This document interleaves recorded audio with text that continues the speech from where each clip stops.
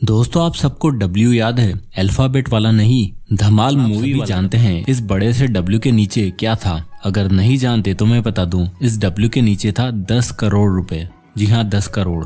आपने देखा इस मूवी में सभी ने कितनी मेहनत से जी जान लगाकर उन पैसों को हासिल करने का ठान लिया जो इनके कभी थे भी नहीं, और बस पैसे को पाने के पीछे भागते रहे, और एंड में जो इनका पैसा था ही नहीं वो इन्हें मिला भी नहीं।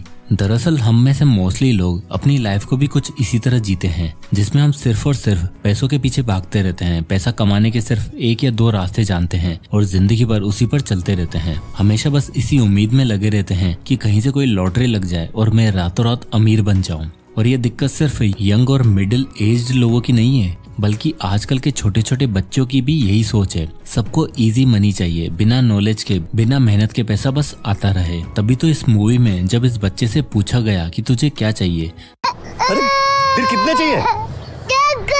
वेल हम सभी ये जानते हैं कि मनी बहुत ही सेंसिटिव टॉपिक है, बट मोस्टली लोग इस सेंसिटिव टॉपिक के मामले में सबसे गलत डिसीजन लेते हैं, और लाइफ के काफी साल बीतने के बाद उन्हें ये समझ आता है कि यार ये तो गलत हो गया। साइकोलॉजी ऑफ मनी बुक के ऑथर मॉर्गन हाउसल अपनी बुक के थ्रू हमें ये सिखाते हैं कि हम कैसे मनी से रिलेटेड बेटर डिसीजन ले सकते हैं, और जो भी मनी से रिलेटेड डिसीजन हम लेते हैं उनके पीछे की साइकोलॉजी क्या है और उन्हें कैसे चेंज किया जा सकता है। तो इस वीडियो के जरिए मैं आपके साथ इस बुक के 6 ऐसे अमेजिंग लेसन शेयर करने वाला हूँ जो पैसों को लेकर आपकी साइकोलॉजी पूरी तरीके से चेंज कर देंगे। So let's begin. Lesson number 1, wealth is hidden. इस पॉइंट को समझने के लिए ऑथर मॉर्गन हाउसल अपने 2 पड़ोसियों की स्टोरी बताते हैं जो सेम होटल में ही डिनर वगैरह करने जाते थे। उनमें से एक नेबर हमेशा अपनी रेड कलर की चमचमाती लग्जरी कार में आता था और वेले पार्किंग वालों को डेली टिप देता था। उसको देखकर लगता था कि यार ये होती है असली अमीरी। वहीं दूसरा नेबर अपनी 10 साल पुरानी गाड़ी खुद ही ड्राइव करके आता था और उसका कपड़े पहनने का तरीका बिल्कुल नॉर्मल सा था।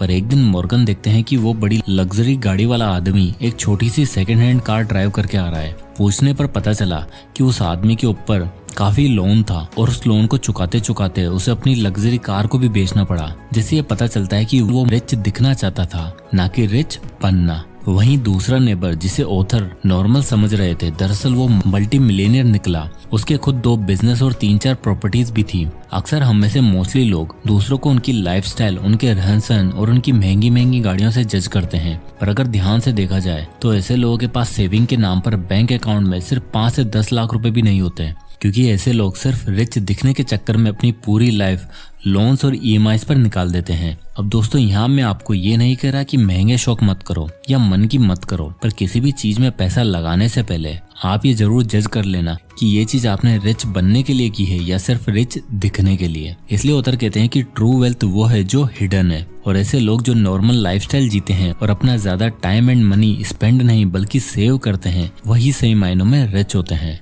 Lesson number 2, money buys you freedom. तो दोस्तों न जाने कितनी ही बॉलीवुड और हॉलीवुड मूवीज में लोगों को ये कहते सुना होगा, पैसों से खुशियां नहीं खरीदी जा सकती। पर क्या आप सबके हिसाब से ये डायलॉग सही है क्या? जी नहीं दोस्तों, मनी इकलौती ऐसी चीज है जिससे सिर्फ खुशियां ही नहीं बल्कि फ्रीडम भी अर्न की जा सकती है। अपनी सैलरी से ज्यादा, अपनी जॉब से भी ज्यादा एक इंसान तब खुश होता है जब वो खुद का काम खुद के टाइम पर खुद के लोगों के साथ कर पाए, और यही चीज सबसे ज्यादा मेंटल सेटिस्फेक्शन देती है। और इस टॉपिक से रिलेटेड ऑथर अपनी बुक में बिल नाम के फाइनेंशियल एडवाइजर की स्टोरी बताते हैं। काफी सालों तक काम करने के बाद बिल फाइनेंशियल एडवाइजर की पोस्ट से रिटायर हो चुके थे। उन्होंने अपनी इतनी वेल्थ जोड़ ली थी जिससे बिना काम किए वो आराम से जी पाते हैं, और अपनी आर्ट और ट्रैवलिंग से रिलेटेड जो हॉबीज थी उसको भी बिना किसी टेंशन के परस्यू कर सकते थे। पर सडनली एक दिन बिल को उनके पुराने क्लाइंट का कॉल आता है जो स्टॉक मार्केट में अपना बहुत सारा पैसा गवा बैठे थे, और अब उसे कुछ समझ ही नहीं आ रहा था कि आगे क्या किया जाए। रिटायर होने के बावजूद बिल ने उस क्लाइंट की प्रॉब्लम को एड्रेस किया। कई दिनों कई घंटों तक उन्होंने अपने उस क्लाइंट के लिए रिसर्च करी और उसे सभी लॉसेस से रिकवर करवाया। अब बिल ऐसा इसलिए कर पाए क्योंकि वो फाइनेंशियली फ्री हो चुके थे,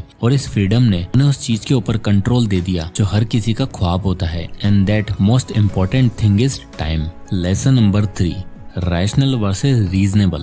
तो दोस्तों इस बुक में बताए गए सभी लेसन में से सबसे इम्पोर्टेंट लेसन है रीजनेबल वर्सेस रैशनल। जब भी हम अपनी फाइनेंस से रिलेटेड कोई भी डिसीजन लेने वाले होते हैं तब हम उस डायरेक्शन की तरफ जाना पसंद करते हैं जहां से बेस्ट रिजल्ट मिल सके, जबकि हमें बस कुछ ऐसे डिसीजन लेने की जरूरत होती है जिससे हमें रात की नींद अच्छे से आ जाए और रिजल्ट को लेकर ज्यादा चिंता ना रहे। इसे आपको एक पर्सनल एक्सपीरियंस से बताता हूँ। तो लास्ट ईयर मेरे एक दोस्त देव ने डिसाइड किया कि वो इन्वेस्टिंग करेगा और उस समय उसके पास 50,000 रुपए पड़े थे इन्वेस्ट करने के लिए। अब दोस्तों 50,000 रुपए हम मिडिल क्लास लोगों के लिए काफी बड़ा अमाउंट होता है, पर देव को भरोसा था कि प्रॉफिट ही होगा और उन दिनों मार्केट काफी ऊपर भी चल रही थी। तो देव के सामने दो ऑप्शंस थे, पहला कि वो एक साथ सारा पैसा मार्केट में लगा दे और दूसरा कि हर महीने 5-5 हजार के अगले 10 महीनों तक इन्वेस्ट कर सके। पहला ऑप्शन रैशनल था और दूसरा रीजनेबल, पर देव ने पहला ऑप्शन चूज किया, जिसका रिजल्ट ये हुआ कि मार्केट कुछ ही दिनों में बड़ी तेजी से गिरने लगा। कुछ दिनों तक देव की नींद ही उड़ गई और एट लास्ट उसने डिसाइड किया कि वो हाफ प्राइस में एग्जिट करेगा और 25,000 रुपए मिलने के बाद देव ने उसमें से 2500 रुपए की हर मंथ लगाना शुरू किया। यानी अब उसने रीजनेबल अप्रोच फॉलो करी। इस मंथली इन्वेस्टमेंट से हुआ ये कि अब उसे मार्केट के ऊपर जाने का या नीचे जाने का डर नहीं था। जब मार्केट ऊपर होती वो तब भी इन्वेस्ट करता और जब डाउन होती तब भी, जिससे उसे राइट प्राइस पर अच्छी इन्वेस्टमेंट मिलने लगी। एंड मोस्ट इम्पोर्टेंटली अब उसे रात की नींद अच्छे से आने लगी। So be reasonable not rational. Lesson number 4, nothing is free in this world. तो दोस्तों लास्ट टाइम ऐसा कब हुआ कि आपने किसी रेस्टोरेंट में खाना खाया और बिना बिल को पे किए वहाँ से चले गए? बिल्कुल इसी तरह दुनिया में कुछ भी फ्री नहीं है। अपने लिए हुए सारे डिसीजन, अपनी करी हुई सारी इन्वेस्टमेंट पर आपको प्राइस पे करनी पड़ती है। आपको लग रहा होगा कमीशन, ब्रोकरेज एक्सेट्रा, बट नहीं, मैं यहाँ फाइनेंशियल प्राइस की नहीं बल्कि इमोशनल प्राइस की बात कर रहा हूँ। जिंदगी का एक सबसे कड़वा सच है कि ज्यादा पैसा भी कभी कभार आपकी ज्यादा चिंता का कारण बन सकता है। किसी भी इन्वेस्टमेंट के बाद स्ट्रेस होना, उससे रिलेटेड डाउट्स होना, कंटिन्यूस टेंशन होना, ये प्राइस है जो कहीं ना कहीं हम सभी को पे करनी पड़ती है। लाइफ में करी हुई हर इन्वेस्टमेंट में रिस्क फैक्टर है, पर हमें वेल्थी फ्यूचर के लिए इस कीमत को चुकाना ही होता है। इसलिए अपने पैसों के साथ अपने अच्छे रिलेशन रखने के लिए आपको कंटिन्यूस स्टडी, इन्वेस्टमेंट अपॉर्चुनिटीज और उससे रिलेटेड रिस्क को स्टडी करते रहना बहुत जरूरी है। और हो सकता है कि आपकी चुकाई हुई ये कीमत आपको फ्यूचर में बेटर रिटर्न्स ही दे। सो अपने फाइनेंस को सही तरीके से मैनेज करने का ये स्ट्रेस और रिस्क वाला प्राइस पे करना बहुत इंपॉर्टेंट है।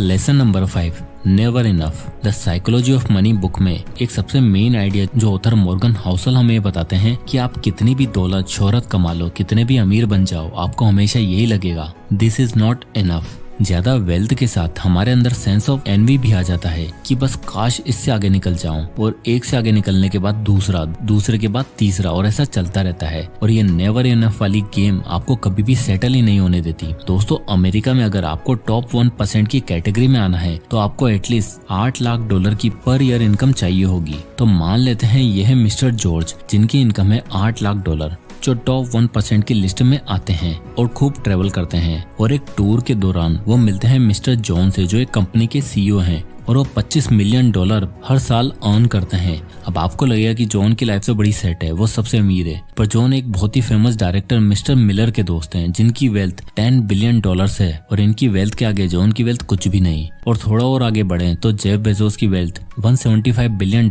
है, जिसके आगे मिस्टर मिलर की वेल्थ बहुत ही कम, और मिस्टर जॉन तो बहुत ही पीछे हैं, और मिस्टर जॉर्ज वो तो दूर दूर तक रेंज में भी नहीं है। तो कहने का मतलब यही है कि देखो, ऐसा कोई ना कोई होगा जो आपसे बेहतर होगा, जिसके पास आपसे ज्यादा पैसे होंगे, पर हमें ऐसी रेस में हिस्सा नहीं लेना है। मॉर्गन हाउसल कहते हैं कि आप दूसरे लोगों को नहीं बल्कि खुद को देखो कि आपको क्या चाहिए। पैसा तो सिर्फ एक टूल है आपकी फाइनेंशियल फ्रीडम का। किसी को ये फ्रीडम $8 लाख में मिलती है तो किसी को $175 बिलियन में। Lesson number 6, savings and financial freedom. दोस्तों दुनिया में 3 तरह के लोग होते हैं। एक वो जो सेविंग्स में, इन्वेस्टिंग करने में बिलीव करते हैं, दूसरे वो जो सोचते हैं कि हम तो सेविंग कर ही नहीं पाते, और तीसरे वो जो सेविंग करना ही नहीं चाहते हैं। एंड आई एम श्योर आप सब अगर मेरी ये वीडियो देख रहे हो तो आप तीसरी कैटेगरी में तो बिल्कुल नहीं होंगे। हमें बचपन से ही हमारे पेरेंट्स सिखाते हैं पैसा बचाओ, सेव करो, और जब हम उन सेव करो पैसों को इन्वेस्ट करते हैं तो हम अपने लिए फ्यूचर का वो टाइम खरीद लेते हैं जो शायद किसी की कंपनी के बॉस ने नहीं खरीदा हुआ होता। ऑथर मॉर्गन कहते हैं कि अगर आपकी सैलरी कम है, आप बिल्कुल थोड़ा सा ही पैसा सेव करें तो आपके चांसेस है रिच और वेल्थी बनने के। बट अगर आप बिल्कुल भी सेव नहीं करोगे तो फिर तो आप 1 लाख कमा लो या फिर 1 करोड़, आप कभी भी वेल्थी नहीं बन पाओगे। क्योंकि सेविंग्स करने वाले इंसान एक हैबिट डेवलप हो जाती है, वो अपनी बदलती इनकम के साथ ज्यादा से ज्यादा सेव करता है। वहीं दूसरा इंसान बढ़ती इनकम के साथ अपने खर्चे भी बदलने लग जाता है, जिस वजह से वो कभी कुछ सेव ही नहीं कर पाता। तो अभी आपको डिसाइड करना है कि 10 करोड़ रुपए के पीछे एमलेसली भागना है या सही नॉलेज और गाइडेंस के साथ ट्रू वेल्थ के टारगेट पर एम लगाना है। जय हिंद।